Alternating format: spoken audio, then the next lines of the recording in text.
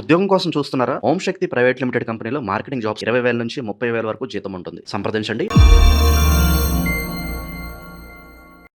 ప్రస్తుతం మనతో పాటు ప్రముఖ ఆధ్యాత్మికవేత్త, జ్యోతిష్య వాస్తు పండితులు, లలితాదేవి ఉపాసకులు బ్రహ్మశ్రీ నానాజీ పట్నాయక్ గారు ఉన్నారు. గురుగారితో మాట్లాడుతారు. నమస్తే గురుగారు. శ్రీమాత్రే నమః. ఆగస్టు మాసం విశేషంగా కర్కాటక రాశి వాళ్ళకి ఎలాంటి అదృష్టం వరించబోతుంది ఈ మాసం? ఏదన్నా ప్రత్యేకంగా యోగాలు ఏమైనా ఉన్నాయో వీళ్ళకి ఎలాంటి జాగ్రత్తలు తీసుకోవాలి? కర్కాటకం వారికి ఇప్పుడున్న కండిషన్ కనుక చూసుకుంటే 2 గ్రహాలు అంటే జీవాత్మ సంయోగం రాశిలో ఏర్పడుతూ బుధుడు కూడా చేరుతున్నాడు. అంటే 3 గ్రహాలు రాశిలో ఉంటున్నాయి. అండ్ 12వ స్థానంలో కుజుడు వస్తున్నాడు 3వ తేదీ నుంచి. 2లో ఉండే కేతు దగ్గరికి 17వ తేదీకి రవి ధనస్థానంలోకి వెళ్ళి చేరుతున్నాడు 16వ తేదీకి అలాగా. అండ్ అదేవిధంగా 3లో నీచబడ్డ శుక్రుడు చెప్పాలంటే. సో 3వ స్థానంలో ఎప్పుడైతే శుక్రుడు నీచబడుతున్నాడో, అండ్ అదేవిధంగా ఇంకొక విషయం ఏంటంటే ఇక్కడ అష్టమంలో రాహు, భాగ్యంలో వక్రించిన శని, చంద్రుడైతే 12 రాసులు తిరుగుతూ ఉంటాడు. ఈ గ్రహాలు గోచారంలో ఉండే గ్రహాలు అంటే మన గ్రహాలకి ఎంతవరకు ఇవి సపోర్ట్ చేస్తాయి, ఎట్లాంటి విషయాలను ఇవి చెప్తున్నాయి అనే విషయాలు చెప్తుంది నేనైనప్పటికీ చెప్పిస్తుంది సాక్షాత్ లలిత అమ్మవారిగా భావిస్తూ ఆ లలితాంబిక అమ్మవారి యొక్క అనుగ్రహం పరిపూర్ణంగా ఈ యొక్క కర్కాటక రాశి వారికి కలగాలని మనస్ఫూర్తి కోరుకుంటూ, ఇక్కడ ఎప్పుడైతే 2 గ్రహాలు ఉన్నాయో జీవాత్మ సంయోగం రాశిలో ఏర్పడుతూ అందులోని పేరు ప్రఖ్యాతులను ఇచ్చేటువంటి గ్రహము, ఆధ్యాత్మికత ఇచ్చేటువంటి గ్రహం ఉన్నందుకు పేరు ప్రఖ్యాతులు, ఆధ్యాత్మికత ఇవన్నీ కూడా యోగిస్తాయి. ఇప్పుడు ఈ గురువు మౌఢ్యంలో ఉన్నప్పటికీ ఎంతైనా గురువు రాశిలో ఉన్నాడు కాబట్టి పంచమ సప్తమాలను చూస్తున్నాడు కాబట్టి వివాహం విషయంలోని, సంతానం విషయంలోని అనుకూలత పెరుగుతుంది. కాకపోతే 2లో కేతు ఉన్నందుకు కొంచెం ధన విషయాల్లో ఇప్పుడు మనకి 16వ తేదీ నుంచి ఎప్పుడైతే రవి వెళ్ళి 2వ స్థానంలోకి వెళ్తాడో, ఇక్కడ ఏంటంటే ఈ రవి ఎప్పుడైతే 2లో ఉంటాడో ఈ కాంబినేషన్ పర్టికులర్గా ఏదైనా ఉద్యోగ సంబంధించినటువంటి విషయంలో, అంటే ముఖ్యంగా తండ్రికి తెలిసిన వారితో ఏదైనా ఫైనాన్షియల్ రిలేటెడ్ సంబంధించిన డీల్స్ విషయంలో ఆదివారాలు, ప్రత్యేకంగా ఆది మంగళవారాలు చేయకూడదు.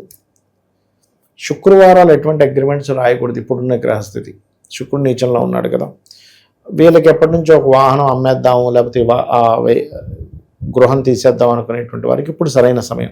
కానీ కొనడానికి మాత్రం సరైనది కాదు ఇప్పుడు. ఎందుకంటే ఇక్కడ చతుర్థాధిపతి తృతీయంలో నీచబడ్డాడుగా శుక్రుడు. అది కాకుండా ఈ లగ్నానికి పూర్వజన్మ కర్మకారకుడు కూడా.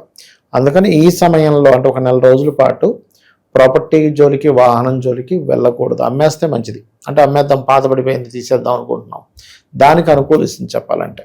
అది ప్రధానంగా చూసుకోవాలి. అండ్ అలాగే ఇంకొక విషయం ఏంటంటే సంతానం కోసం చేసే ప్రయత్నం కొంతవరకు ఫలిస్తుంది. సంతానాన్ని వేరే ప్రాంతానికి, విదేశాలకు పంపించాలని వాళ్ళు పంపించుకోవచ్చు ఇప్పుడు ఉండేటువంటి కండిషన్స్ పరంగా చూసుకుంటే.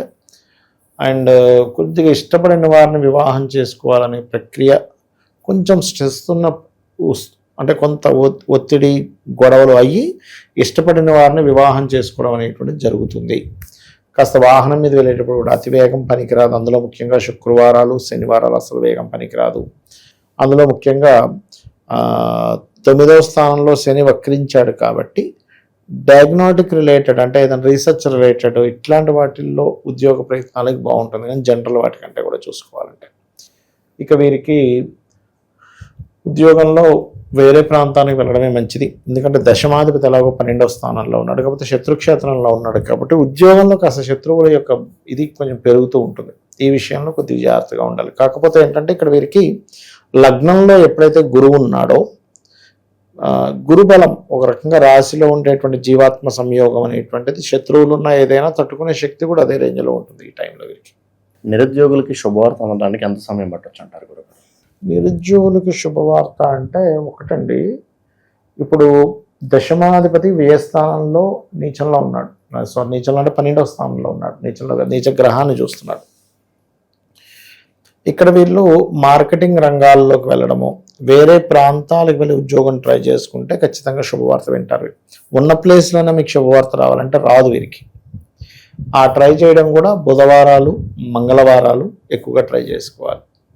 అప్పుడు ఖచ్చితంగా వీళ్ళు శుభవార్త వింటారు, అందులో డౌట్ లేదు. ఆరోగ్యరీత్యా ఎలాంటి జాగ్రత్తలు తీసుకోవాలంటారు వీళ్ళు?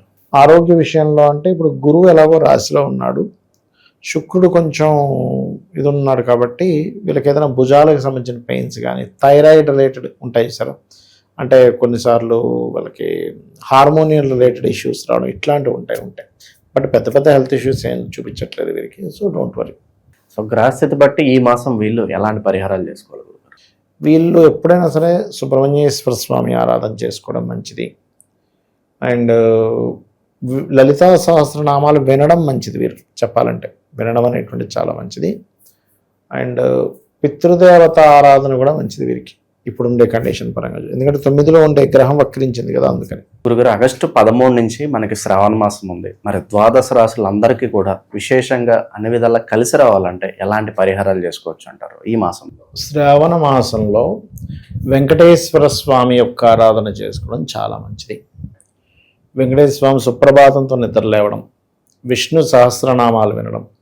వీళ్ళకి ఏమవుతుందంటే వెంకట అంటే పాపముని తీసేసేవాడు వెంకటేశ్వర స్వామి, ఈ కలియుగ దైవం. కాబట్టి వెంకటేశ్వర స్వామి ఆరాధన ఈ మాసం అంతా కూడా వీళ్ళు అంటే ఉదయం నిద్రలేచిన వెంటనే కూడా కాస్త అంటే వీళ్ళు ఒక ఉపవాసంలాగా చేయాలనుకుంటే చేసుకోవచ్చు. అంటే ఒంటి పూట ఉండడం, ఇట్లా కొంచెం దీక్షలా తీసుకొని చేసుకుంటే చాలా మంచిది. శ్రావణ మాసంలో అన్ని రాసుల వారు కూడా తిరుపతికి వెళ్ళి వస్తే చాలా మంచిదండి. ఎందుకంటే కర్మస్థానంలో ఈ కాంబినేషన్ ఏర్పడుతుంది అమావాస్య తర్వాత చూసుకున్నట్లయితే. సో ఎప్పుడైతే శ్రవణ నక్షత్ర సంబంధంగా ఉండేదాన్ని పౌర్ణమి వచ్చేదాన్ని శ్రవణ మాసం ఎలా అంటారో, ఈ కర్మకారక రాశిలో శ్రవణ నక్షత్రం ఉంటుంది.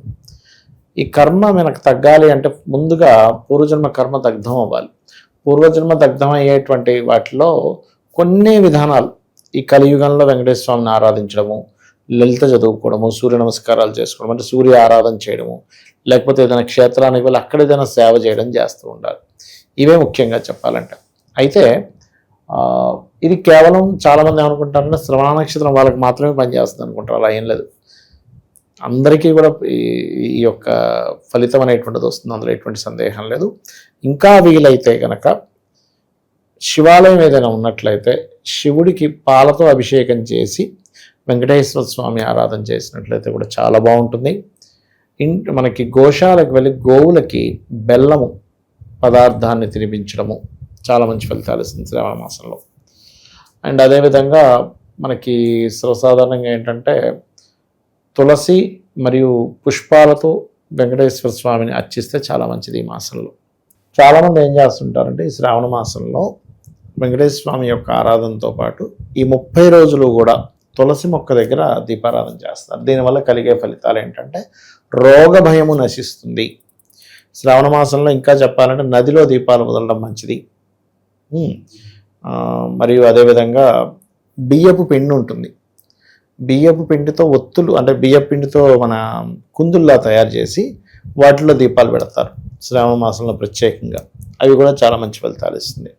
అందులో కొంతమంది నెయ్యిని వేసి నెయ్యితో దీపం పెట్టడం చేసినప్పుడు ఏమవుతుందంటే శ్రావణ మాసంలో చేసే ఈ కార్యక్రమం వల్ల ఉద్యోగ సంబంధించిన విషయంలో కొత్త ఉద్యోగ అవకాశాలు వస్తాయి నెయ్యితో దీపం పెట్టడం వల్ల అని చెప్పి అంటూ ఉంటారు. ఒకవేళ ఉద్యోగంలో చాలా ఇబ్బంది ఉందనుకునేటువంటి వారు ఓం మాణిక్య మకుటాకార జానుద్వై విరాజితాయ నమః, మళ్ళీ ఓం నమో వెంకటేశాయ్ ఇది కలుపుకొని చేసుకుంటే ఇంకా బాగుంటుంది. మంచి విశ్లేషణ అందించారు, ధన్యవాదాలు. శ్రీమాత్రే నమః.